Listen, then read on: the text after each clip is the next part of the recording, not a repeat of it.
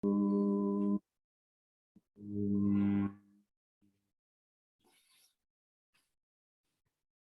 परमात्मने नमः। ओम श्री गुरुभ्यो नमः। ओम मातृशक्तये नमः। ओम असतो मा सद्गमय तमसो मा ज्योतिर्गमय मृत्योर्मामृतंगमय। ओम शांति शांति शांति। उपनिषद कक्षा है 75 और प्रश्नोपनिषद की कक्षा है 18वीं और ये अंतिम प्रश्न है। और कल हमने बहुत सारी चर्चा की थी हिरण्यगर्भ और उसकी उपाधि के बारे में। उस विषय में किसी का कोई प्रश्न हो तो पूछा जा सकता है। जी गुरु जी, जो हमने कल कहा था ना, ईश्वर व्यष्टि रूप में प्राज्य और हिरण्यगर्भ तेजस एंड वैश्वानर एंड विश्व, वैश्वानर समष्टि में और विश्व, तो इनका भी थोड़ा सा और व्याख्यान करें। और जब ऋषि दयानंद उसमें सत्यार्थ प्रकाश में बोलते हैं ओम से आ, उ, मा से आ से विराट अग्नि, विश्वादि, एंड उ से हिरण्यगर्भ वायु तेजस, और माँ से ईश्वर आदित्य प्रज्ञ, वो भी वहां कैसे लिंक कर रहे हैं। और जैसे आपने कहा कि प्रज्ञ कारण कारण कारण शरीर का उपाधि है। ये महर्षि दयानंद तो ओंकार से परमेश्वर को ही ले रहे हैं। उनकी इस तरह से जो ये इंटरप्रिटेशन है, इसको उसके साथ मिलान करके देखना आंशिक रूप में तो देखा जा सकता है, पर ये इस तरह से वो नहीं देख रहे हैं। वे तो आकार उकार मकार इन 3 शब्दों से विराट अग्नि विश्व को तो इस तरह देख रहे हैं कि जैसे समष्टि लेवल पर विराट, विराट का मतलब है वैश्वानर, विराट हिरण्यगर्भ और ईश्वर, और व्यष्टि लेवल पर विश्व, तेजस और प्राज्य, और उसके बीच में पृथ्वी का जो देवता है वो अग्नि होता है, अंतरिक्ष का देवता वायु होता है और द्युलोक का देवता आदित्य होता है। एक ही अग्नि को 3 रूपों में प्रस्तुत किया है। इस पृथ्वी लोक का जो देवता है, मुख्य देवता, वो अग्नि है, अंतरिक्ष लोक का देवता वायु है और द्युलोक का देवता आदित्य है। तो जैसे आकार से प्रथम स्थान पर, आकार से समष्टि लेवल पर वैश्वानर है, व्यष्टि लेवल पर विश्व है, और बीच में अग्नि को भी रख सकते हैं। तो इस तरह से विराट अग्नि विश्व हो गया। और उकार से हिरण्यगर्भ और तेजस, और बीच में वायु रख सकते हैं। और मकार से ईश्वर और प्राज्य, और बीच में आदित्य को रख सकते हैं। मानी अग्नि वायु आदित्य पृथ्वी लोक, आकार पृथ्वी लोक से संबंधित है, उकार अंतरिक्ष लोक से संबंधित है, मकार द्युलोक से संबंधित है। त्रिलोकी को पूरे इस अस्तित्व में ओमकार के द्वारा दिखाया गया है। तो इस तरह से महर्षि दयानंद को देख सकते हैं। बाकी ये कारण उपाधि, कार्य उपाधि, इसको वो महत्व नहीं दे रहे हैं, उसको इस तरह से नहीं देख रहे हैं। जैसे कि मैंने कहा कि ये जो ईश्वर है और प्राज्य है, ये कारण उपाधि है। यानी कारण उपाधि का अर्थ ये है कि इसमें जो विशेष अंश है उसको यहाँ ईश्वर, हिरण्यगर्भ और वैश्वानर शब्द से कह रहे हैं समष्टि लेवल पर, और व्यष्टि लेवल पर प्राज्य, तेजस और विश्व जो विशेष्य अंश है, इसमें दो अंश हो गए, एक विशेषण अंश एक विशेष्य अंश। उपाधि विशेषण अंश है और जो उपाधि में जो मौजूद है उसको विशेष्य अंश से कह रहे हैं। जैसे मैं यूं कहूं श्वेत वस्त्र, तो इसमें वस्त्र विशेष्य अंश है और श्वेत विशेषण अंश है। श्वेत वस्त्र जब हम बोलते हैं, काला घोड़ा बोलते हैं, तो काला विशेषण अंश है और घोड़ा विशेष्य अंश है। लंबा वृक्ष लंबा विशेषण अंश है, वृक्ष विशेष्य अंश है। क्वालिफायर और विच इज क्वालिफाइड जी। तो एक विशेषण अंश है एक विशेष्य अंश है, इस तरह से। तो ये वैश्वानर, हिरण्यगर्भ और ईश्वर, ये विशेष्य अंश को यहाँ पर प्रस्तुत किया है इन शब्दों से। और विशेष्य अंश है चैतन्य, और उसका उपाधि अंश है, ईश्वर का उपाधि अंश है माया या अविद्या या सत्व प्रधान जो माया है, उसको यहाँ पर ईश्वर की उपाधि कहा है। और हिरण्यगर्भ की उपाधि है सब करणों की समष्टि, सर्व करणानाम समष्टि, अंतःकरण समष्टि। अंतःकरण एक एक होता है और उसकी समष्टि के रूप में हिरण्यगर्भ जो विशेष्य अंश है उसका विशेषण अंश हो गया अंतःकरण उपाधि। अंतःकरण जो समष्टि अंतःकरण है वो उपाधि है, और जो उसमें विशेष्य अंश है, कल मैं उपहित बोल रहा था, अभी आज मैं विशेष्य अंश बोल रहा हूं। एक एक चीज को हम अलग अलग एंगल से देख रहे हैं। माने जो हिरण्यगर्भ की उपाधि है वो विशेषण अंश है, और जो वो विशेष अंश है वो चैतन्य है। सब जगह जो चैतन्य है वो विशेष अंश है, वो एक ही है। उपाधियां भिन्न भिन्न हैं, विशेष अंश में भेद नहीं है। तो जैसे यहाँ पर कहा प्राणम असृजत, और भाष्यकार ने व्याख्या की कि हिरण्यगर्भ आख्यम सर्व प्राणी करणाधारम अंतरात्मान असृजत। ये जैसा शब्द दिखाई दे रहा है वैसा अर्थ तो यहाँ लेंगे नहीं, क्योंकि इसके पहले ये बात आ चुकी है कि यस्मिन उत्क्रांते उत्क्रांतो भविष्यामि, यस्मिन प्रतिष्ठिते प्रतिष्ठास्यामि। हिरण्यगर्भ कोई आना जाना नहीं होता है। हिरण्यगर्भ आ गया तो ये मैं प्रतिष्ठित हो जाता हूँ, हिरण्यगर्भ के चले जाने से मैं निकल जाता हूँ, ऐसा नहीं होता है। यहाँ पर प्राण के आने जाने से उत्क्रांति और प्रतिष्ठा बताई गई है। तो इसलिए हिरण्यगर्भ आख्यम जो शब्द है उसका व्याख्यान हमें ऐसे करना चाहिए, हिरण्यगर्भ ये आख्या जिस उपाधि से बनती है, हिरण्यगर्भ ये संज्ञा जिस उपाधि के कारण बनती है उसको हिरण्यगर्भ आख्य कह रहे हैं। सर्व प्राणी करणाधारम, सभी प्राणियों का जो करण है उनका जो आधार है वो है प्राण। सर्व प्राणी करणाधारम अंतरात्मानम असृजत। अंतरात्मा मानी अंतःकरण, जो हमारा अंतःकरण है वो यहाँ पर अंतरात्मा शब्द भाष्यकार ने दिया है, उसका अर्थ अंतःकरण ही है। तो ऐसे उस अंतःकरण को रचा और अंतःकरण का प्राण नाम दे दिया। ये प्राचीन शास्त्र से भी समर्थित है। प्राचीन उपनिषद जो हैं उनमें कहा है कि जो प्रज्ञा है वही प्राण है, जो प्राण है वही प्रज्ञा है। मानी क्रिया शक्ति, प्राण का क्रिया शक्ति प्रधान जो रूप है, अंतःकरण के दो रूप है, एक क्रिया शक्ति के रूप में और एक ज्ञान शक्ति के रूप में। ज्ञान शक्ति की प्राधान्य को लेकर के तो वो प्रज्ञा है, क्रिया शक्ति प्राधान्य को लेकर के वो प्राण है। एक ही तत्व को दो रूपों में प्रस्तुत किया है। बुद्धि अभिन्नम प्राणम, बुद्धि से अभिन्न जो प्राण है, बुद्धि मानी ज्ञान शक्ति और प्राण मानी क्रिया शक्ति। तो क्रिया शक्ति की प्रधानता को लेकर प्राण कहते हैं। मानी पंचभूतों के सात्विक अंश से बुद्धि का निर्माण होता है और पंचभूतों के राजसिक अंश से प्राण का निर्माण होता है। ऐसा हमने कल भी देखा था।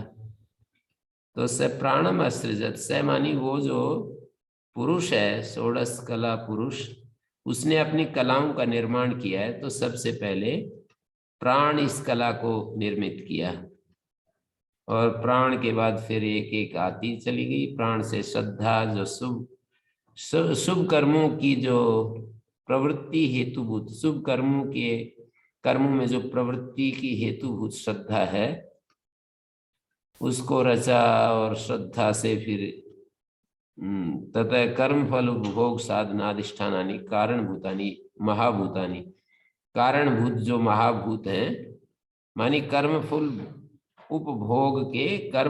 उपभोग के साधन जो अधिष्ठान है शरीर, उन कर्म फल उपभोग साधनाधिष्ठानानि, कर्म फल उपभोग साधन के अधिष्ठान जो ये कारणभूत महाभूत हैं। अधिष्ठान तो यहाँ पर कर्म फल उपभोग के साधन जो अधिष्ठान है शरीर, कर्म फल उपभोग के साधन जो शरीर हैं, उनके कारणभूत जो महाभूत हैं। कर्म फल उपभोग साधन अधिष्ठानानि, इसको ऐसे समझेंगे, भोग साधना अधिष्ठानानि, माने यहाँ पर भोग साधन तो स्थूल भूत हैं। सूक्ष्म भूत सृष्टि के बाद प्राण की कल्पना होती है। सूक्ष्म भूत सबसे पहले आते हैं, और फिर सूक्ष्म भूत के बाद प्राण आते हैं, प्राण के बाद फिर पंचीकृत स्थूल भूत आते हैं। ये प्रक्रिया है।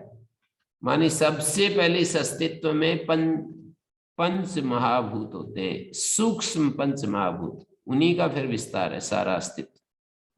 मन के रूप में, बुद्धि के रूप में, और ये सारी जो और भी कलाएं दी हैं पंच महाभूतों के रूप में। तो मतलब यह है कि सूक्ष्म भूत सृष्टि के बाद प्राण की रचना हुई, और फिर उससे पंचीकृत स्थूल भूत बन जाएंगे। भोग साधनाधिष्ठानानि शरीराणि, सूक्ष्म भूत जो है भोग साधन शरीरों के कारण नहीं होते। स्थूल भूत जो होते हैं वो कारण होते हैं, स्थूल भूत कारण होते हैं शरीरों के।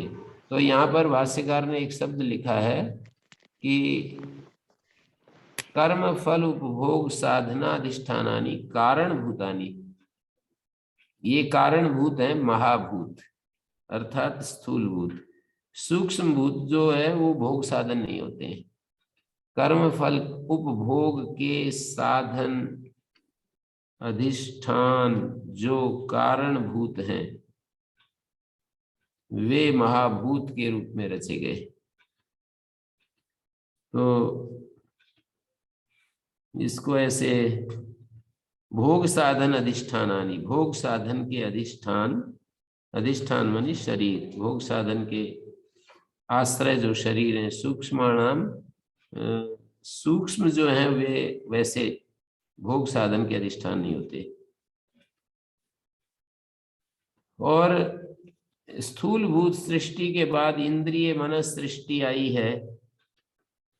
भूतों से आरब्ध जो देह है, उस देह में अधिष्ठिता, भूतारब्ध देहाधिष्ठिता नाम तेषां कार्यक्षमत्वेन तेषां तदनंतरस्तुति,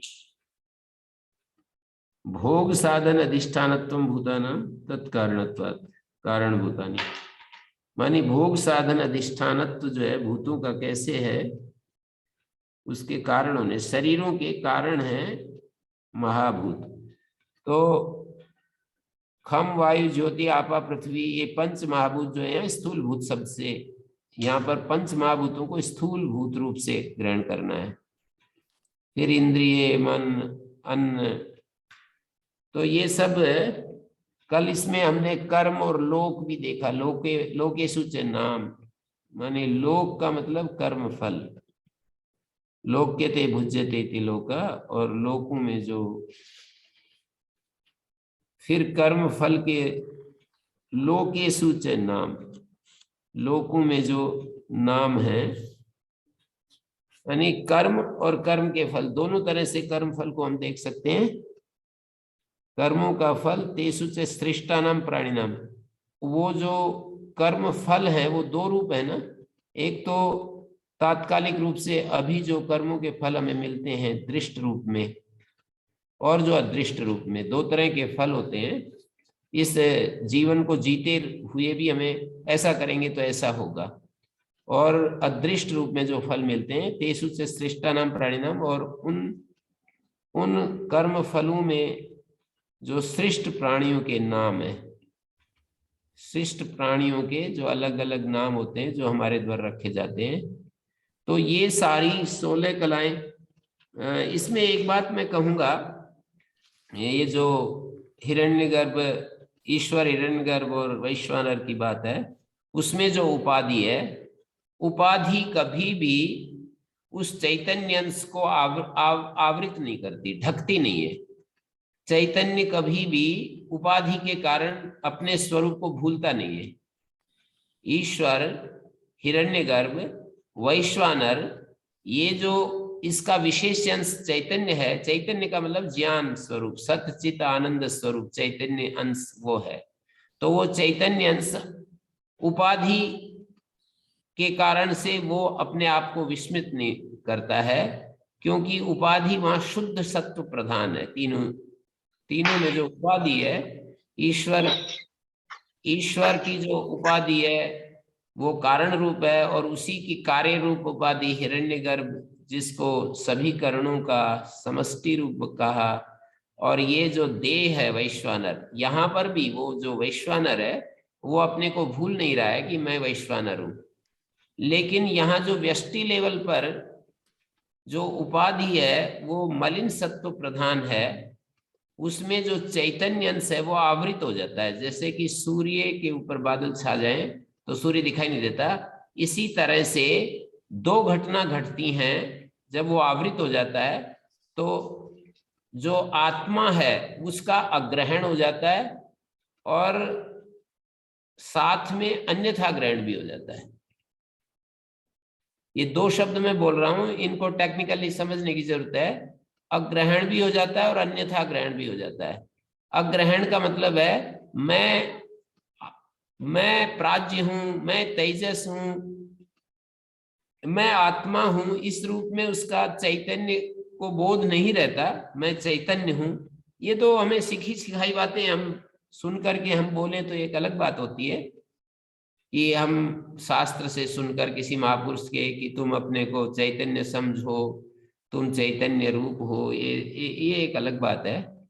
लेकिन हम जो है, हम तो यहाँ पर अपने आप को हम चैतन्य के रूप में अनुभव नहीं कर पाते, उपाधि के कारण नहीं कर पाते। उपाधि के कारण हम अपने को विस्मृत किए हुए रहते हैं, भूले हुए रहते हैं, अपने स्वरूप को भूल जाते हैं। और साथ में स्वरूप को भूलने तक बात नहीं रहती, स्वरूप को भूलना तो सुसुप्ति में भी होता है, गहरी निद्रा में भी होता है, और स्वरूप को भूलना स्वप्न में भी होता है, और स्वरूप को भूलना इसमें भी होता है, स्थूल अवस्था में भी होता है, स्थूल देह में भी होता है। लेकिन इसमें एक अंतर यह है कि सुसुप्ति में केवल स्वरूप को भूले हुए होते हैं, अन्यथा ग्रहण नहीं होता है।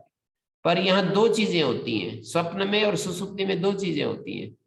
स्वरूप को भूलना मानी अग्रहण भी होता है और अन्यथा ग्रहण भी होता है। हम अपने को एक शरीर समझते हैं, हम अपने को एक स्त्री पुरुष समझते हैं, हम अपने को एक जाति विशेष से जुड़े हुए लोग समझते हैं, हम अपने को, ये सब फिर अन्यथा ग्रहण हो गए। मैं मनुष्य हूँ, मैं ब्राह्मण हूँ, मैं क्षत्रिय हूँ, मैं वैश्य हूँ, मैं शूद्र हूँ, ये अन्यथा ग्रहण हो जाता है। माने अपने को शरीर समझते हैं, अपने को काला गोरा समझते हैं, अपने आप को मूक समझते हैं, बधिर समझते हैं, अपने आप को तेजस्वी समझते हैं, अपने आप को बहुत ही बलशाली समझते हैं, पावरफुल समझते हैं, ये सारे अन्यथा ग्रहण है। आत्मा के ऊपर ये सब आरोप हो जाते हैं अन्यथा ग्रहण के रूप में। मानी आत्मा अपने स्वरूप को भूलने के बाद फिर साथ में अन्यथा ग्रहण भी होता है। उसी को अन्यथा ग्रहण को ही अस्मिता क्लेश कहते हैं योग शास्त्र में। अविद्या, अस्मिता, राग, द्वेष, अभिनिवेशा, पंच क्लेशा जो वहां पर कहा है, तो उसमें जो अस्मिता है वो यही अन्यथा ग्रहण ही है, क्योंकि वहां पर दो चीजों के एकत्व को अस्मिता क्लेश कहा है। दृक् शक्ति और दर्शन शक्ति की जो एकात्मता है उसको अस्मिता नाम से कहा है। दृक् दर्शन शक्तियों एकात्मता एवं अस्मिता।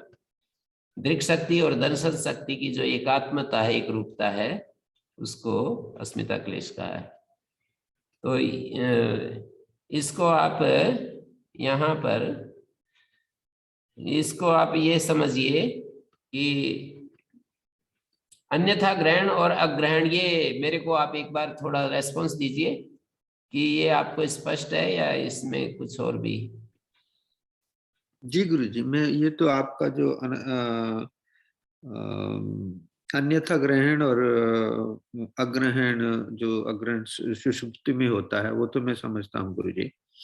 हाँ, तो इसमें जो समष्टि और व्यष्टि पर अंतर किया जाता है कि व्यष्टि में उपाधि से जो विशेष्य अंश है, उपाधि विशेषण अंश, उपाधि विशेष्य अंश को ढक लेती है और वो भूल जाता है अपने स्वरूप को और कुछ और रूप में वो प्रस्तुत हो जाता है, अपने आप को कुछ और रूप में जानने लगता है।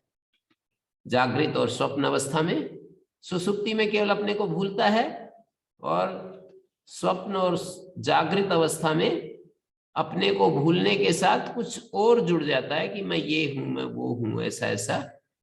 तो ये ईश्वर, हिरण्यगर्भ और वैश्वानर की उपाधि और यहाँ पर जो व्यष्टि लेवल पर जो उपाधि काम कर रही है, उस उपाधि की ये महिमा हो गई है।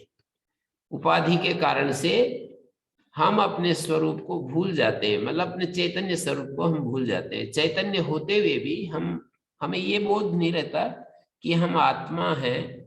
और जैसे कि मैं वो इशिका और मुंज का उदाहरण दिया था एक दिन, कि मुंज से बिल्कुल इशिका अलग है, शास्त्र ऐसा कहता है। और हम लॉजिकली भी जिसको हम मैं कहते हैं और जिसको यह कहते हैं, वे दोनों अलग अलग होते हैं। शरीर यह शब्द से कहा जाता है और आत्मा को हम मैं कहते हैं। आत्मा को यह नहीं कह सकते, वो तो केवल व्यवहार में कभी कभी हम ऐसे बोल देते हैं कि यह आत्मा, यह मेरा आत्मा। यहाँ पर विभाग करके हम एक ही चीज को दो रूपों में प्रस्तुत कर दिया। मेरा आत्मा, यहाँ पर जो मेरा है वो तो ये है जो शरीर है, इंद्रियां हैं, इसको वहां पर मैं कहा, और आत्मा इस शरीर इंद्रियों से अलग जो एक सत्ता है उसको आत्मा कह दिया।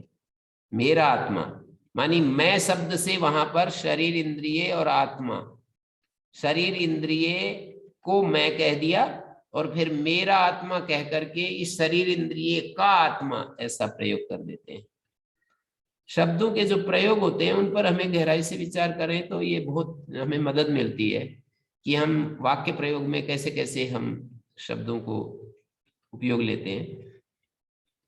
तो उपाधि के द्वारा जागृत अवस्था में जो उपाधि, स्वप्न अवस्था में जो उपाधि, सुसुप्त अवस्था में उपाधि, व्यष्टि लेवल पर जो उपाधि है, वो उस उपहित को या उस चैतन्य अंश को आवृत कर लेती है।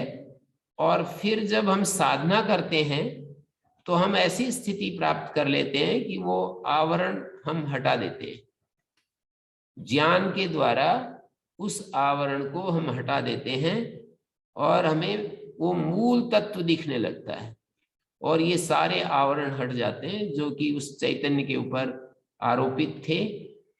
हम शरीर के रूप में, मन बुद्धि प्राण के रूप में, इंद्रियों के रूप में जो आरोपण थे, जगत के रूप में जो आरोपण, वे सब आरोप हट जाते हैं। साधना के द्वारा जब ज्ञान उत्पन्न होता है तो वो ज्ञान हमको ये सारे आरोपों को हटा देता है और आत्मा, यही प्रविलापन होता है। प्रविलापन का मतलब ये होता है कि कारण को देखना, कार्य को न देखना। एक ये भी दृष्टि होती है कि कोई व्यक्ति कारण को भी देखे, कार्य को भी देखे। जैसे मिट्टी होती है और उसके बने हुए पात्र होते हैं, तो हम मिट्टी को भी देखते हैं और उनको भी देखते हैं, मिट्टी को भी देखते हैं और ये जो मिट्टी के बने हुए पात्रों को भी देखते हैं। लेकिन प्रविलापन की प्रक्रिया में जब हम प्रविलापन करते हैं तो कारण पर हम पहुंच जाते हैं, कारण को देखते हैं, कार्य को हम नहीं देखते हैं। ये इसका एक बहुत ही अच्छा उदाहरण हमारे गुरुजी ने दिया, आपके भी समझ में आएगा। कि जैसे सोना हम खरीदने जाते हैं दुकान पर, सोने की उसकी दुकान पर जो है स्वर्णकार की दुकान पर जाते हैं ना, तो वो हमसे मूल्य लेता है, सोने का भी लेता है और उसका आभरण जो उसका सोने के बना हुआ जो आभूषण है ना, उन दोनों का मूल्य हमसे लेता है। लेकिन हम यदि किसी मूल्यवान आभरण को भी बेचने जाए सोने की दुकान पर, तो सोने का मूल्य देगा, वो आभरण का मूल्य नहीं देगा। अर्थात लेते समय सुनार को सोना दिखाई देता है, उसका कार्य जो है ना वो नहीं दिखाई देता। पर जब बेचता है तो उसको कारण भी दिखाई देता है और कार्य भी दिखाई देता है, सोना भी दिखाई देता है। और सोने से बना हुआ जो उसका रूप है, शेप है, अलग अलग जो उसमें नक्काशी की है, उसने बहुत सारा प्रयत्न किया है, उसमें जो मेहनत लगाई है, तो वो कार्य रूप है। सोने से बना हुआ जो आभरण है, आभूषण है, वो कार्य है। यद्यपि आभूषण में स्वर्ण के अतिरिक्त और कुछ नहीं है, लेकिन हम ज्ञान के द्वारा जब हम स्वर्ण मात्र को देखें और उसके आभरण रूप को हम ना देखें, सोना मात्र देखें, तो ये होता है ज्ञान के द्वारा प्रविलापन करना, मानी उस कार्य का कारण में प्रविलापन करना। कार्य को कारण में जब प्रविलापन कर देते हैं तो हमें कारण दिखता है, कार्य नहीं दिखता है। तो ऐसे ही इस जगत को जब हम प्रविलापन कर देते हैं तो मूल कारण पर पहुंच जाते हैं। और चैतन्य कारण का भी जब प्रविलापन कर देते हैं, माने स्थूल और सूक्ष्म का प्रविलापन करेंगे तो कारण पर पहुंचेंगे। और कारण का प्रविलापन उसमें तुरीय में होता है, तो तुरीय में यदि कारण का प्रविलापन कर दिया तो हमें तुरीय दिखेगा, फिर ये कारण नहीं दिखेगा। प्रविलापन की प्रक्रिया में जिसमें प्रविलापन करते हैं वही दिखती है, और उससे उत्पन्न चीज जो है उसको हम नहीं देखते हैं। उत्पन्न चीज का प्रविलापन करते हैं ना, कारण का मूल उसमें तुरीय में जब प्रविलापन करेंगे तो कारण भी नहीं दिखेगा। और स्थूल और सूक्ष्म का कारण में प्रविलापन करते हैं, तो जैसे कि निद्रा में हम अपने स्थूल शरीर और सूक्ष्म शरीर का प्रविलापन करेंगे तो स्थूल और सूक्ष्म ये दोनों ही अवस्थाएं नहीं दिखेंगी, केवल कारण दिखेगा। स्थूल जो शरीर है, सूक्ष्म जो इंद्रियां, मन है, वो दोनों ही चीजें नहीं दिखेंगी और कारण मात्र दिखेगा। कारण में प्रविलापन किया है, और कारण को तुरीय में प्रविलापन करेंगे तो वो कारण भी नहीं दिखेगा। जिसमें प्रविलापन करते हैं वही दिखता है। जिसमें प्रविलापन, कारण में प्रविलापन तो कारण में, कारण को तुरीय में प्रविलापन करेंगे तो तुरीय को देखेंगे। ज्ञान में ये भाषा टेक्निकली हमें समझनी होगी कि क्या हम बोल रहे हैं इन शब्दों के द्वारा। हाँ, तो और इसमें जी गुरुजी, तो इसको समराइज करते हुए गुरुजी, अगर मैं व्यष्टि रूप से ऐसे कहूँ, मतलब चैतन्य तत्व तो सभी में है, व्यष्टि और समष्टि में। जो विश्व को कर रहा हूँ वो मेरा स्थूल शरीर है, तेजस है वो प्राण शक्ति है, प्रज्ञ है वो मेरे ज्ञान शक्ति है। जी जी। और उधर से मैं जो समष्टि में देखता हूँ वैश्वानर, ये पूरा जगत है। हिरण्यगर्भ परमात्मा की सर्वशक्तिमान शक्ति को कह लो, और जो ईश्वर है वो सर्वज्ञ परमात्मा की जो सर्वज्ञ शक्ति है। ऐसी उपाधि को सोचूं गुरुजी कि आप ठीक समझ रहे हैं। आपने जो ये 6 शब्द बोले हैं ना, जी तो मैं समझता हूँ कि आप ठीक समझ रहे हैं। उसमें महर्षि दयानंद की भी संगति लग रही है, और मतलब ये उपनिषद की भी दृष्टि सामने आ गई है। जी जी गुरु जी, धन्यवाद जी। श्री जी प्रश्न पूछ रहे हैं। श्री जी। हाँ जी श्री जी। हाँ गुरु जी प्रणाम। ये इस मंत्र, ये जो चौथा मंत्र है, इसमें सृष्टि क्रम के बारे में समझाया गया है, 16 कलाओं की जो शुरुआत की गई, और उसमें आपने हिरण्यगर्भ, संजक, समष्टि, प्राण को काफी विस्तार पूर्वक समझाया है। लेकिन मेरा प्रश्न जो है इसमें, इस मंत्र में जब ये शब्द आता है खम वायु ज्योतिराप रापह, तो उसको विस्तार पूर्वक समझाते हुए बताते हैं कि खम शब्द गुणम। स्थूलभूत एक जी बीच में बोल रहा हूँ, खम जी वायु ज्योति आपा पृथ्वी, ये 5 स्थूलभूत। जी जी। तो ये समझाते हुए इसमें भाष्यकार समझा रहे हैं कि खम शब्द गुणम वायु वायुम स्वयं स्पर्शेन कारण गुणेन च विशिष्टम द्विगुणम। तो ये गुणों की बात कर रहे हैं, यहाँ पर 2 गुण गुणों हैं। की फिर बात ऐसे कर रहे हैं, देखिए मैं हाँ बीच जी में बोलता हूँ, ये जो शब्द गुणम आकाशम होता है ना, जी मानी शब्द गुण वाला आकाश होता है। आकाश का गुण यदि देखें तो शब्द होता है, और जी धर्मी होता है आकाश, धर्म होता है गुण। जी धर्म धर्मी, तो शब्द गुण वाला आकाश, वायु स्पर्श गुण वाला वायु। लेकिन वायु केवल स्पर्श गुण वाला नहीं, वो दो गुण वाला हो जाता है, जी क्योंकि वो कारण से कार्य जब उत्पन्न होता है तो कारण का अंश भी उसमें आ गया है, और अपना भी है उसका, वायु का अपना तो स्पर्श है, और आकाश का शब्द वायु में आ शब्द गया है। ठीक है। ऐसे ही ज्योति में 3 गुण वाला हो गया है, उसका अपना रूप है, और 2 ऊपर वाले के हैं। खम और वायु के भी आ गए हैं ज्योति में, और जल में अपना रस है, और 3 ऊपर से आ गए, खम वायु और ज्योति के, और पृथ्वी में अपना तो गंध है, और 4 ऊपर से आ गए, ऐसे अच्छा, कह रहे ऊपर से आके ऐड होते गए उसमें। हैं। ठीक, वो ऊपर से आके ऐड होते गए उसमें, वायु में 4 हो गए, पृथ्वी में 5 हो गए, इस तरह जी, से। ऊपर का मतलब यहाँ पर जिससे वो उत्पन्न हो रहे हैं उसके, जी जी उसका ठीक गुण है। भी सम्मिलित होता जा रहे हैं। जी जी ठीक है। तो इसी तब समझ में आ गई कि ये गुण कैसे 4 या 5 या 3 या 2 कैसे हुए, अब समझ में आ गया। धन्यवाद धन्यवाद। जी जी ओम प्रद्युमन जी अनम्यूट कर हाँ लें। जी, प्रद्युमन जी, प्रद्युमन प्रद्युमन जी सिंह बोल जी। रहे हैं। हाँ जी नमस्ते आचार्य जी। जी जी, ये अकार उकार और मकार पे बात हो रही थी। मेरा प्रश्न उसी से है कि इसमें द्विमात्रेण मनसी संपद्यते जैसा शब्द आया है, तो यहाँ जी। ज्ञान कर्म उपासना प्रकरण लिया गया है क्या? फिर उसमें आगे यजुर्भिरुण्यते स सोमलोकम, ये सब चीजें भी आई है। हाँ, वो आकार उकार मकार तो पीछे था ना, पीछे वाला प्रश्न है ना आपका, हाँ पीछे वाले पर है ना, पीछे हाँ, वाले। वो कल कल प्रश्न पिछले वाले पूछा था, लेकिन प्रश्न में समय ही का अभाव था तो वो पूछा। मैं अपने श्रोताओं को वहां पर ले जाऊं, इसलिए पूछ रहा हूं। तो आकार उकार जी जी मकार जो है उपासना से संबंधित उन्होंने ये बताया कि ये मनुष्य लोक, और एक अंतरिक्ष लोक, और एक द्युलोक, 3 लोक कहे जाते हैं ना।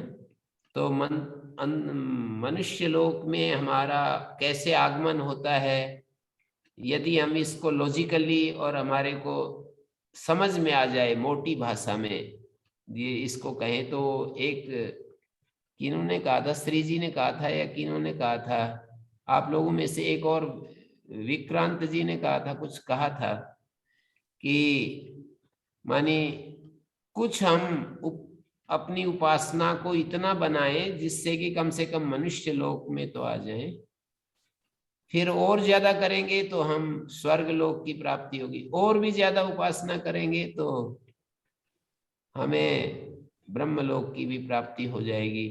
कहने का बात यह है, वो जो ऋग भी यजुर भी और साम भी, ऋग यजुर साम जो शब्द का संबंध जोड़ दिया इस लोक के साथ, ऋचाओं का संबंध है, दूसरी जगह भी ना छांदोग आदि में ये जो हमारा जो ये पार्थिव लोक है इसको ऋक के साथ जोड़ा हुआ है, और जो द्युलोक है उसको साम के साथ जोड़ा हुआ है।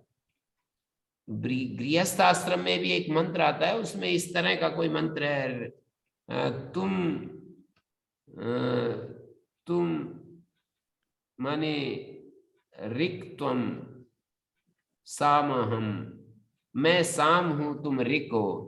स्त्री को ऋक के रूप में प्रस्तुत किया और अपने को साम के रूप में प्रस्तुत किया। तो ऋक का संबंध, और इदम शब्द से जब कहते हैं तो इस श्लोक को कहते हैं। तो ऋक का संबंध, ऋक मानी वैसे इसका शब्दार्थ तो स्तुति होता है, मानी हमारे जीवन में जो पदार्थों का गुण कर्म धर्म जब हम पहचानते हैं तो वो, और उसको जानने से जब हम इस सृष्टि में अपना जीवन जीते हैं तो इसका मतलब ये है कि हम इस धरती के लायक हो जाते हैं। और विशेष रूप से उस सारे पदार्थों को जानकर विशेष कर्मों को जब हम करते हैं, विशिष्ट कर्मों को करते हैं, तो हम इस पार्थिव लोक से ऊपर उठ जाते हैं और अंतरिक्ष लोक में पहुंच जाते हैं। इसको हम यदि इस शरीर में ही 3 लोकों के रूप में देखें तो पार्थिव लोक, अंतरिक्ष लोक और द्युलोक तीनों भी इस शरीर में हैं हमारे। तो अंतरिक्ष लोक मानी भावना का लोक, शरीर, पार्थिव लोक का मतलब ये जो देह है ना हमारा, इसको हम स्वस्थ रख पाते हैं, इसको स्थिर रख पाते हैं, इसके लिए भोजन जुटा पाते हैं, इसका ख्याल रख पाते हैं, इसके लिए जो आवास और ये सब साधन हम इकट्ठे कर सकते हैं।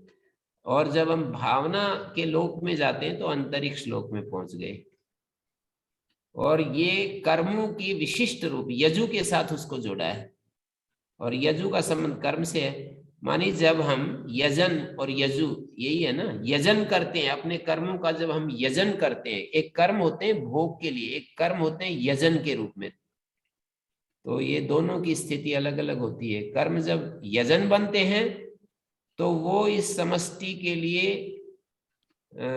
शुभ में बदल जाते हैं, समष्टि के कल्याण के लिए होते हैं। यजन जब होता है तो सारी समष्टि के कल्याण रूप होते हैं, और जब हम कर्म अपने सुख के लिए करते हैं तो वो भोग होता है। यजन होता है सर्वभूत हित के लिए और भोग होता है अपने सुख के लिए। ये दोनों का भेद है। तो यजन तो तभी होगा जब सारी समष्टि के सुख के लिए करेंगे। समष्टि के सुख के लिए करेंगे तो हमें इस पृथ्वी से ऊपर जो अंतरिक्ष लोक है, हमारा हृदय भी शुद्ध होगा और हम ऊपर उठ जाएंगे। और इसी तरह से जब हम और भी ज्यादा ऊपर उठना चाहेंगे तो हमारा जो ज्ञान का जो पक्ष है, हमारी जो बुद्धि है वो शुद्ध हो जाएगी। उपासना से हमारी बुद्धि शुद्ध होती है, कर्मों से हमारे भाव शुद्ध होते हैं, यजन से हमारे भाव शुद्ध होते हैं, और उपासना से हमारी बुद्धि शुद्ध हो जाती है और हम ब्रह्मलोक में पहुंच जाते हैं। माने परमात्मा का लोक हमें प्राप्त हो जाता है, परमात्मा में हम बसने लगते हैं, परमात्मा हमारा वास स्थान बन जाता है। ये इसकी मैंने व्यावहारिक व्याख्या की है, शायद आप लोगों को, कईयों को तो इसमें इंटरेस्ट आया होगा।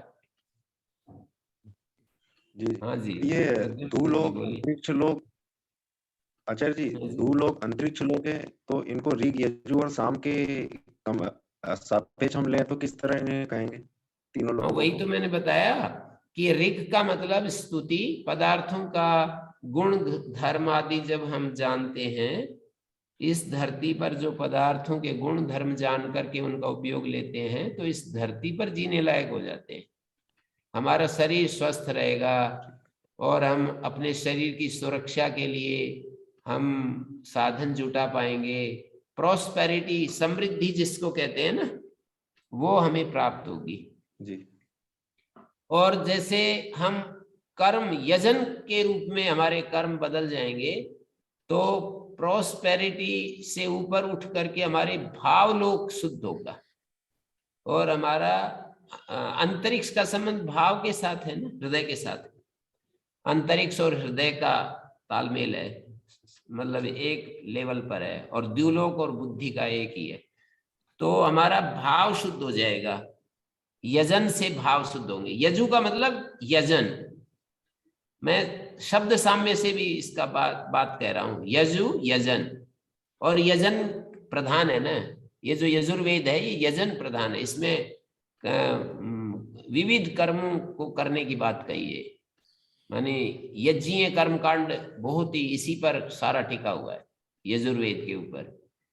और वहां से ऊपर जब हम साम करते हैं तो उपासना, साम का मतलब उपासना, और उपासना से हमारा मतलब यजन से राइट फीलिंग्स आती है समष्टि के प्रति। और जब हमारी बुद्धि शुद्ध हो जाती है तो राइट अंडरस्टैंडिंग आती है, सारे अस्तित्व में सही समझ, सब चीजों को यथास्थान ठीक ठीक हम देख पाते हैं। राइट अंडरस्टैंडिंग, राइट फीलिंग्स और प्रॉस्पेरिटी, मतलब ऋक का संबंध प्रॉस्पेरिटी से हो गया, यजु का संबंध राइट फीलिंग्स से हो गया, और ये साम का संबंध राइट अंडरस्टैंडिंग से हो गया। तो ये मैंने थोड़ा अपनी कल्पना जोड़ दी है, जो मैंने इधर उधर महापुरुषों से सुना है उसको मैंने जोड़ दिया है। मैं ये नहीं कह सकता हूं कि इन शब्दों को कुछ संवाद तो लग रहा है, मतलब तालमेल बैठ रहा है, पर ये इसी भाव से यहाँ पर बोले गए हैं। मैं इस बारे में तो कुछ नहीं कह सकता हूँ। बाकी ऋक का शब्दार्थ जो होता है, ऋक का शब्दार्थ तो स्तुति होता है, यजु का शब्दार्थ यजन होता है, और साम का शब्दार्थ उपासना होता है। ये तो पक्का है, इसमें कोई संशय नहीं है। स्तुति, यजन और उपासना। तो स्तुति किसकी, प्रश्न ये उठेगा कि ये स्तुति किसकी, तो कहेंगे कि यहाँ पर गुण, ये जो पदार्थ है इस जगत में, उन सब के गुण धर्मों को जानना, यही तो स्तुति होती है। ये इसमें स्तुति का मतलब यही होता है ना कि इस पदार्थ में पीपल का क्या उपयोग है, गाय का क्या उपयोग है, और सूर्य का क्या उपयोग, चंद्रमा का क्या उपयोग है, और चंद्रमा का क्या स्वरूप है, सूर्य का क्या स्वरूप है, हमारा शरीर क्या है। ये सारे जो प्रमेय पदार्थ जो हैं हमारे इस अस्तित्व में, जो चारों तरफ बिखरे हुए हैं, वो सारे प्रमेय पदार्थ बन जाते हैं। उन प्रमेय, हमारा जो प्रमेय है ये सारा जगत हो जाता है। तो ये ऋक का संबंध बता दिया इसके साथ। जैसे कि न्याय दर्शन में 12 प्रमेय गिनाए, आत्मा, शरीर, इंद्रिय, बुद्धि, इंद्रिय, आत्म, शरीर, इंद्रिय, अर्थ, बुद्धि, मन, प्रेत्य भाव, पुनर्जन्म, प्रवृत्ति, दोष, फल, दुख, अपवर्ग, ये सब 12 प्रमेय गिनाए। तो मैं प्रमेय बता रहा हूं, जैसे उसमें इंद्रिय, अर्थ, बुद्धि, मन, ये सब प्रमेय गिनाए।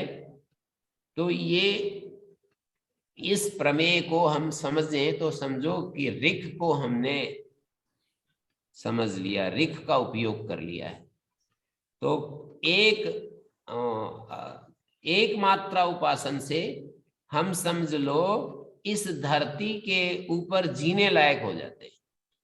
धरती पर हमारा जीवन स्वस्थ जीने के काबिल हो जाता है। लेकिन और ज्यादा ऊपर उठना है तो हमें यजन करना पड़ेगा, अपनी शक्तियों को अर्पण करना पड़ेगा समष्टि के लिए, सर्वभूत हित में लगाना पड़ेगा। और भी ज्यादा ऊपर उठना है तो परमात्मा की उपासना करनी पड़ेगी।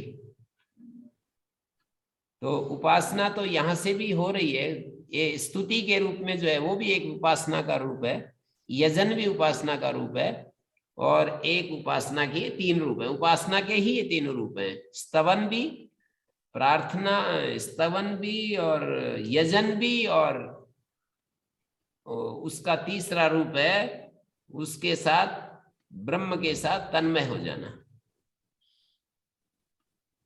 बोलिए जी। जी बहुत बहुत धन्यवाद स्वामी जी, बहुत अच्छा सुनने को जानने को मिला। आपको बहुत बहुत धन्यवाद। जी, ओम कभी कभी आपके मुख से ये शब्द निकलते हैं तो मुझे भी अच्छा लगता है कि चलो मेरा बहुत अच्छी बोलना। व्याख्या की आपने, जो वेदों के साथ जोड़ के जो समझाया है, बहुत अद्भुत समझाया है। हाँ जी, और किसी का कोई ओम प्रश्न है? जी गुरु जी, विक्रांत जी, जी विक्रांत जी। हाँ जी, विक्रांत जी। जी स्वामी जी, ये जो व्यष्टि लेवल पे जो आत्मा का शुद्ध उपाधि रहित चेतन स्वरूप है, और जो समष्टि लेवल पे जो है आत्मा का निरुपाधिक चेतन स्वरूप है, वो एक ही है। जो आत्मा का जो अस्तित्व था, कि जो पहले जो एक देशी था, अल्पज्ञ था, वो अल्प अल्प सामर्थ्य था, उधर समष्टि में परब्रह्म सर्वज्ञ था, सर्वशक्तिमान था। तो वो सब का विलय होके, प्रवलीन होके एक ही शुद्ध तत्व हो जाता है। तो क्या हाँ, हम ये मान सकते हैं प्रविलापन, कि जो हाँ, प्रविलापन के बाद एक तत्व अनुभव में आता है, और वो जो सामर्थ्य, उपाधि की जो सामर्थ्य है वो तो हमारी जैसी है, रहती है। स्वरूपतः विलापन नहीं होता है, ज्ञान में विलापन करते हैं। अच्छा, तो स्वरूप स्वरूपतः से विलापन आत्मा, नहीं होता है। एक शब्द में बोल रहा हूं, स्वरूपतः विलापन। जैसे हमने स्थूल को सूक्ष्म में विलापन किया ना, तो जी स्थूल समाप्त हो जाएगा ऐसा नहीं। हमारे ज्ञान में हमने सूक्ष्म में विलापन कर दिया है, प्रविलापन कर दिया है। सूक्ष्म को कारण में प्रविलापन कर दिया है, कारण को तुरीय में प्रविलापन कर दिया। तो इसका मतलब ये है कि स्वरूप से चले गए, ये अस्तित्व ही स्वरूप से उसमें चला जाएगा, ऐसा नहीं है। हमारे ज्ञान में हमने देखा कि ये मिट्टी के बने हुए जितने भी वस्तु, ये पोट्स हैं, ये सारे के सारे मिट्टी से अनतिरिक्त है। ये जो ज्ञान में देखना है यही प्रविलापन है। कारण को देखना, कार्य को न देखना, ये प्रविलापन है। तो हमारी उपाधि की जो शक्तियां हैं, वो उपाधि शुद्ध हो जाती है, उपाधि शुद्ध हो जाती है, और वो देख पाती है कि जो प्राज्ञ में चैतन्य है और ईश्वर में जो चैतन्य है वो तो एक ही है। उपाधि केवल उपाधि का फर्क है, चैतन्य में तो भेद नहीं है। ये हम देख पाते हैं, अपने ज्ञान में हम देख पाते हैं। तो आत्मा तो में जो चेतनत्व है, वो पर ब्रह्म का ही चेतनत्व माने हम, जो हमारी आत्मा में चेतन है व्यष्टि लेवल पे, बिल्कुल वो बिल्कुल पर वही ब्रह्म का है, है। पर ब्रह्म। ये उपनिषदों में कहा है कि तत्सृष्ट्वा तदेव अनुप्राविशत। देखिए, मैं अनुप्रवेश की बात आती है उपनिषदों में, कई जगह आती है। बृहदारण्यक में आती है, तैत्तरीय उपनिषद में आती है, ऐतरेय उपनिषद में आती है। अनुप्रवेश, तैत्तरीय उपनिषद में अनुप्रवेश दिखाया, तत्सृष्ट्वा तदेव अनुप्राविशत। छांदोग्य उपनिषद में 4 उपनिषदों में अनुप्रवेश की बात है। ऐतरेय उपनिषद, तैत्तरीय उपनिषद और छांदोग्य उपनिषद, बृहदारण्यक उपनिषद।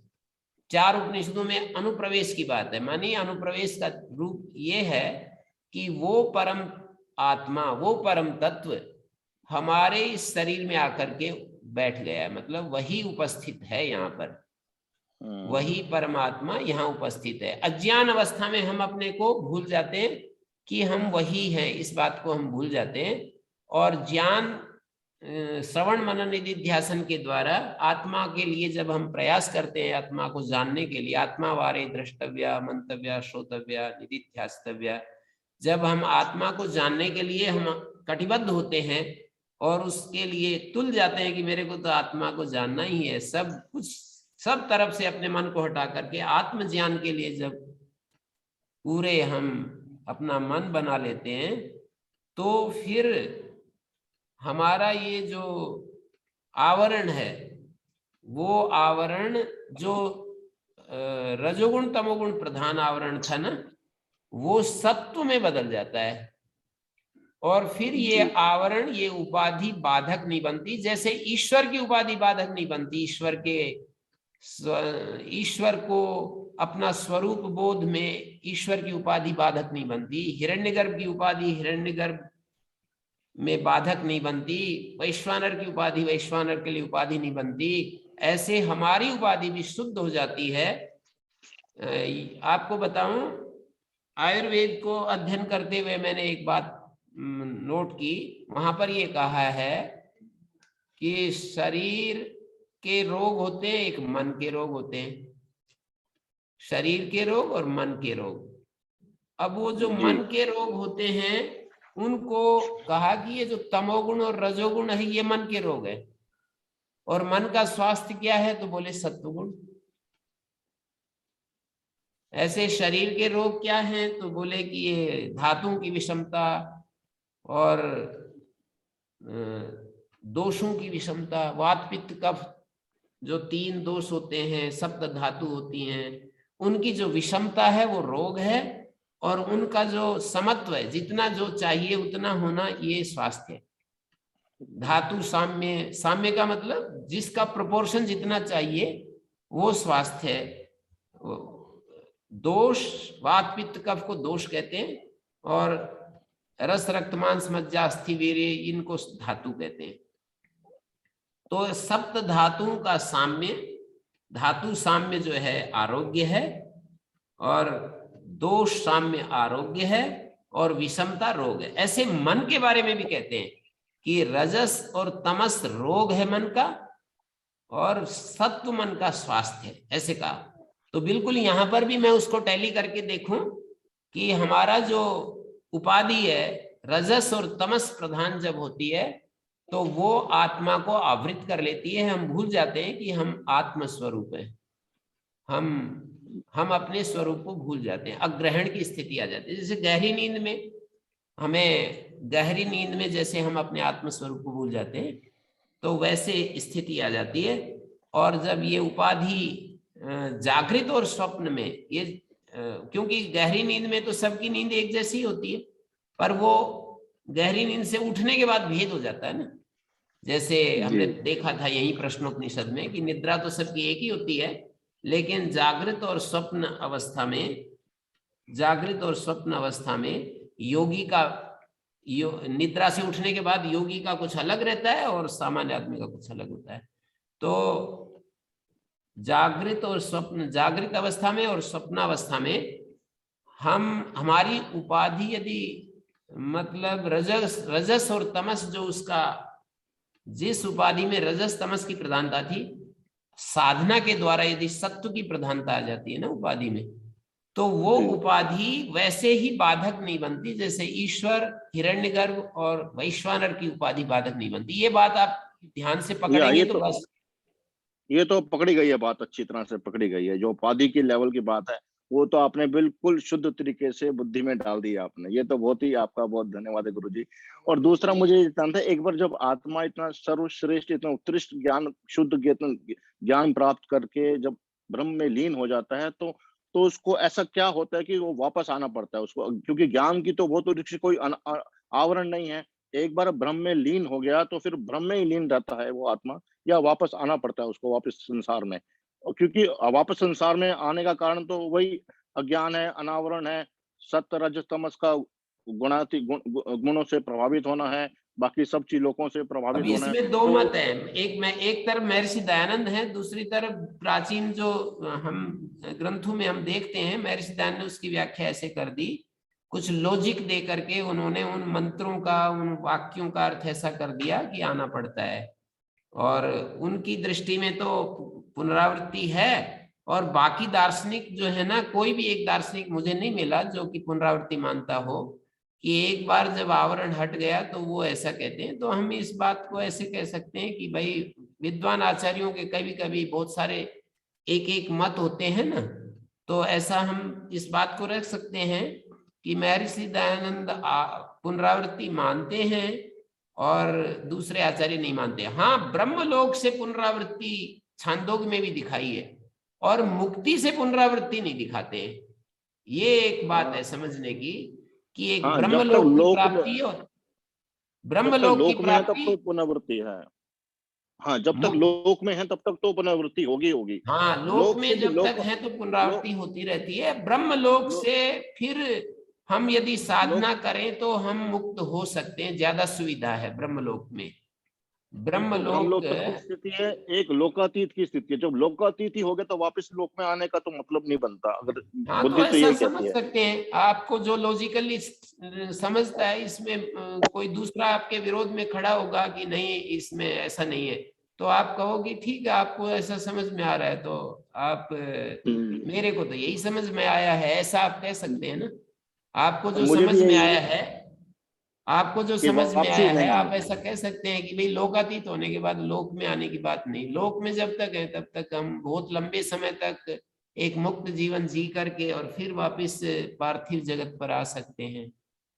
जी जी लोक बहुत सारे लोगों का एक वो, महर्षि दयानंद ने ऐसे लोक विभाजन नहीं किया कि पार्थिव जगत से अन्यत्र लोकों की स्थिति नहीं मानी, और यहीं पर वो भी एक ज्ञानी पुरुष हैं और उन्होंने मनुष्यों के इस व्यावहारिक जीवन को शुद्ध करने के लिए और यहीं पर बल देने के लिए उन्होंने, हो सकता है कि ऐसा किया हो, और वो उसका कोई पर्पज हो सकता है या उनकी दृष्टि में यही बात आई हो, तो हम मत के रूप में रख सकते हैं कि भाई महर्षि दयानंद का ऐसा मत है, दूसरे आचार्यों का ऐसा मत है, और उसमें अब आपको जो लॉजिकल लगे उसको मान करके, और अपनी साधना में तो कोई भेद है ही नहीं, साधना नहीं, तो हमें साधना में बिल्कुल बिल्कुल बिल्कुल हमें साधना तो साधना वही तो शुद्ध सबको करनी है।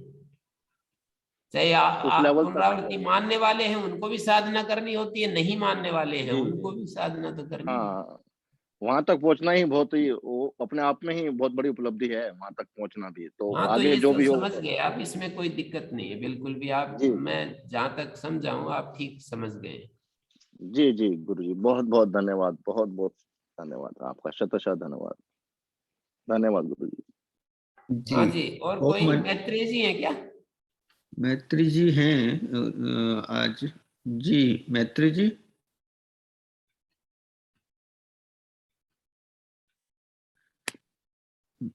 मैत्री जी आप अनम्यूट कर लें, गुरु जी बोल रहे हैं।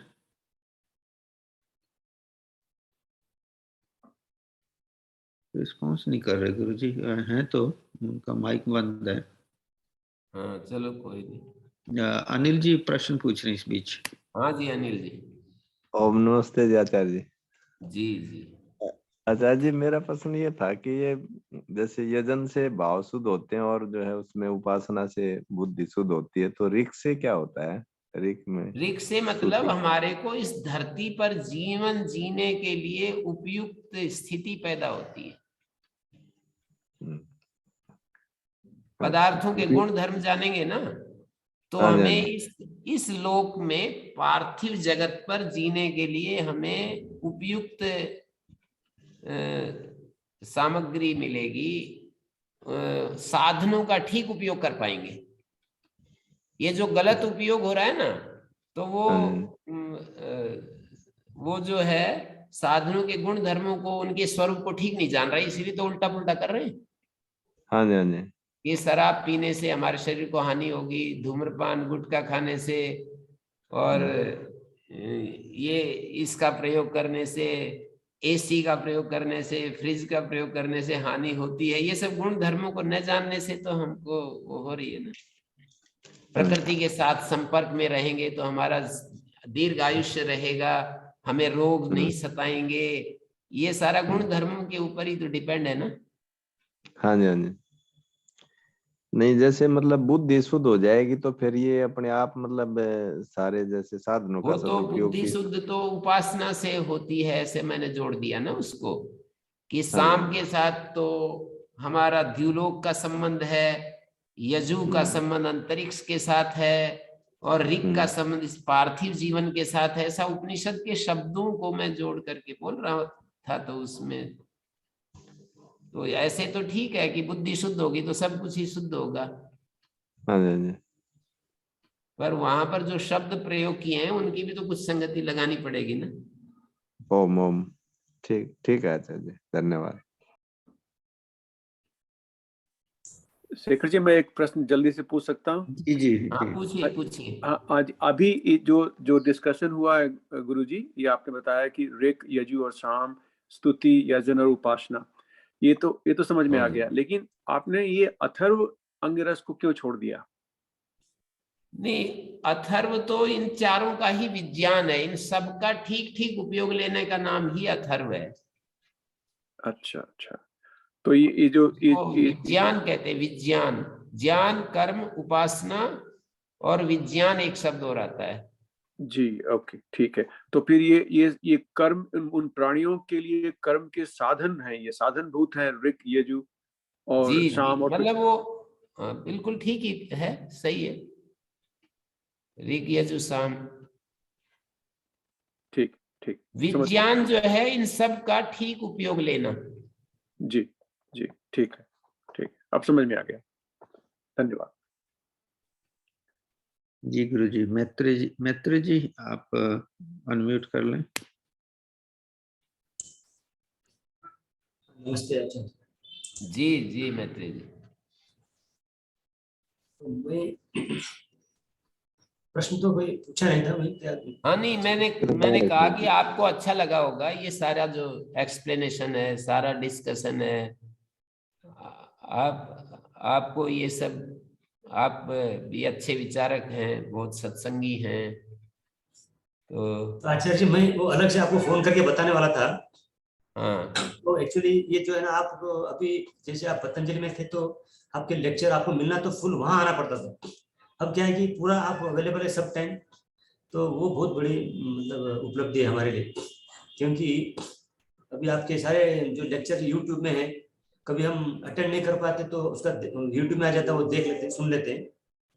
तो ये बहुत बड़ा है, क्योंकि ये ऑफिस टाइम में रहने के कारण हम पूरा के पूरे सारे लेक्चर अटेंड नहीं करते, तो उसको कभी देखते हैं कभी नहीं कर सकते। लेकिन शनिवार रविवार और छुट्टियों में और बाकी ये जो सारे लेक्चर्स हम देखते रहते हैं इसमें।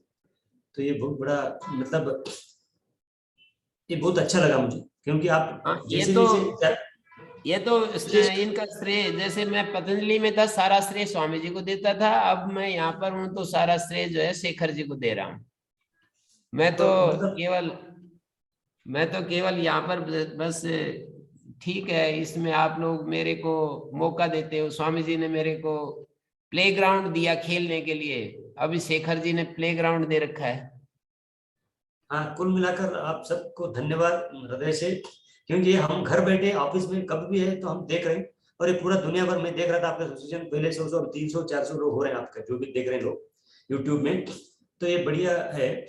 और विशेषकर मैं जब आपका एक्सप्लेनेशन सुनता हूँ तो उसमें ज्यादा आनंद आता है कि ये विष्णु की भाषा, जैसे आप बोल रहे थे कि जैसा कुछ एक्सप्लेनेशन थोड़ा जटिल शब्दावली है, जब आप बोलेंगे कि स्वामी दयानंद की भाषा में ऐसा मान सकते हैं तो उसका तुरंत हमारे को समझ में आता है। क्योंकि स्वामी दयानंद का जो सारा लिटरेचर हम पढ़े हुए हैं, उपनिषद का ज्यादा नहीं पढ़े, तो कई बार कोई एक्सप्लेनेशन या टर्मिनोलॉजी जरा जटिल लगता है, क्या क्या बोल रहे हैं किसकी तो जब आप उसका समाधान करेंगे अपने शब्दों में तो हमारे को थोड़ा समझ में आता है। ज्यादातर मैं वो इसी को ये पुस्तक भी नहीं मेरे पास, तो पुस्तक मंगाने के लिए देख रहा हूँ।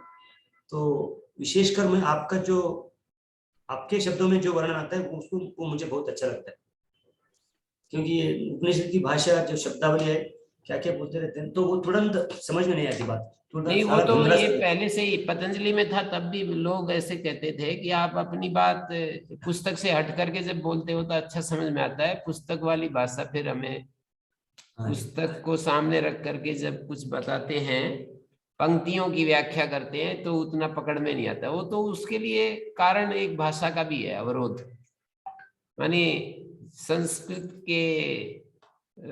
संस्कृत का जैसे बोध न होने के कारण वो अवरोध होता है। यदि संस्कृत ठीक से समझ में आए ना तो भाषा से और भी ज्यादा अच्छा लगता है, लेकिन वो क्योंकि उसमें संस्कृत वाक्यों से जब हम बात करते हैं तो फिर हमें वो चीज पकड़ में नहीं आती, और उससे हट करके जब हम स्वतंत्र रूप से, जैसे आज इन्होंने शेखर जी ने इसके अपने शब्दों में ना कि क्या समराइज ऐसा कर दें हम, ऐसे मेरे से पुष्टि चाहिए, और मुझे भी ठीक लगा कि ये तो आपने बिल्कुल ठीक कर दिया है, और महर्षि दयानंद भी उस तरह से देखते ही हैं।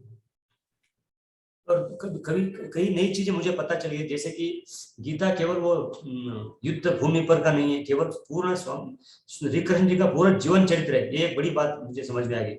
और वो जीवन भर वो एक उस स्थिति में रहे, जैसे हम उपासना में रहने की कोशिश करते हैं तो जीवन भर वो ऐसे रहे, तो ये एक बड़ी मतलब आश्चर्य हुआ मुझे। और जैसे कई आप योगियों के नाम बताए, अरविंद जी का और वो रमन महर्षि का वगैरह, तो ये मतलब हम पहले स्वामी दयानंद छोड़ के दूसरा इतना लेवल पर नहीं गए, तो ये दूसरे उदाहरण को भी उदाहरण सुनने के बाद तो ये भी थोड़ा मतलब आपको सुनने में मुझे ज्यादा रुचि लग रही है, क्योंकि केवल अलग अलग अभी उनके यूट्यूब में भी कुछ लेक्चर्स हैं उनके, योगी अरविंद जी के और वो रमन महर्षि के वगैरह कुछ हमारे मित्र भी हैं जो इनके शिष्य हैं, जैसे स्वामी रमन महर्षि जी के। और तो हम केवल दयानंद के लिमिटेड थे, तो ये एक बड़ी मतलब थोड़ा व्यापकता आ जाती है उसमें, मतलब इसमें थोड़ा वो तो मैं भी एक पहली बार मैं 1976 में मैं पढ़ रहा था महाभाष्य, तो हमारे गुरुजी ने कहा कि रमन महर्षि ऐसा कहते हैं, तो मैं एकदम चक्कर में पड़ गया। मैं कहा महर्षि तो एक ही इस युग में हुए, महर्षि दयानंद, इसके अलावा ये और कोई रमन महर्षि ये कहाँ से आ गए। तो मैं बड़े उत्सुकता से फिर पूछने लगा कि ये महर्षि कौन से आ गए, महर्षि तो हमने तो एक ही सुने थे बस, ये कौन सा एक नया महर्षि है। तो उसके बाद धीरे धीरे धीरे धीरे उनकी तरफ हम, एक सारा संसार एक वो होता है ना, साधु संगति होती है, हम सज्जन पुरुषों से, विचारशील पुरुषों से मिलते हैं तो उससे हमारे ज्ञान में परिष्कार होता रहता है। बुद्धिर ज्ञानेन शुद्धति, इसका मतलब यही होता है कि हमारी बुद्धि जो है ज्ञान से शुद्ध होती है, अर्थात हम शास्त्र पढ़ते हैं, हम विचारशील लोगों के साथ विचार करते हैं और हम देखते हैं चीजों को, तो उससे हमारी बुद्धि का परिष्कार होता है, हमारा ज्ञान परिशुद्ध होता है, देखने का जो दृष्टि है वो हमारी कुछ अलग से देखने लगती है, एक निश्चित पैटर्न पर देख रहे होते हैं। और जब हम परस्परता में थोड़ा हम उसमें चले जाते हैं, थोड़ा सभी महान आत्माओं को देखते हैं, सुनते हैं, विचार करते हैं, तो हमारा ज्ञान परिष्कृत होता जाता है। ऐसा बुद्धिर ज्ञानेन शुद्धति ऐसा कहा है। और वो जो शुद्ध बुद्धि है और जो तप है, उससे हमारी आत्मा जो है, विद्या तपोभ्याम भूतात्मा, हमारी आत्मा शुद्ध होती है।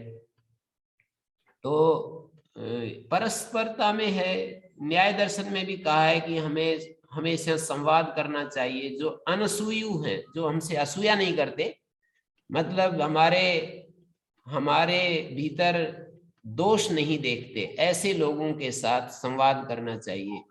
बड़ों के साथ, बराबर वालों के साथ, छोटों के साथ, ऐसा वहां पर स्पष्ट निर्देश किया है। हमसे जो बड़े हैं, आगे बढ़े हुए, हमसे जो बीच हमारे मत बराबर वाले हैं, हमारे नीचे वाले हैं, सबके साथ संवाद करते रहना चाहिए। उससे हमारे ज्ञान का परिष्कार होता है, हमारे बुद्धि का परिष्कार होता है। तो ये तो एक जो प्रक्रिया है, ये इसमें मेरे को भी सीखने के लिए मिलता ही है। आप प्रश्न करते हैं, उस पर और ज्यादा खोजते हैं, विचार करते हैं कि कोई स्टूडेंट अपनी समस्या रखता है तो अध्यापक को खोजना पड़ता है कि कैसे इसको समझ में आए। कोई एक उपाय ढूंढता है, फिर कोई दूसरा ढूंढता है, तीसरा ढूंढता है, एक ना एक उपाय से समझ में आ जाती है बात। यदि हम किसी ये संवाद शैली है ना, ये वन वे ट्रैफिक नहीं है कि हम एक बार बोलते चले जाएं और वो जैसे सभा भवन में होता है, संवाद शैली में जहाँ नहीं आता है हम पूछते हैं, क्लैरिटी आती जाती है। ऐसे ही इसी तरह से होता है। तो ये आज हम यहीं पर विराम देते हैं। जी गुरुदेव। ओम शांति शांति शांति।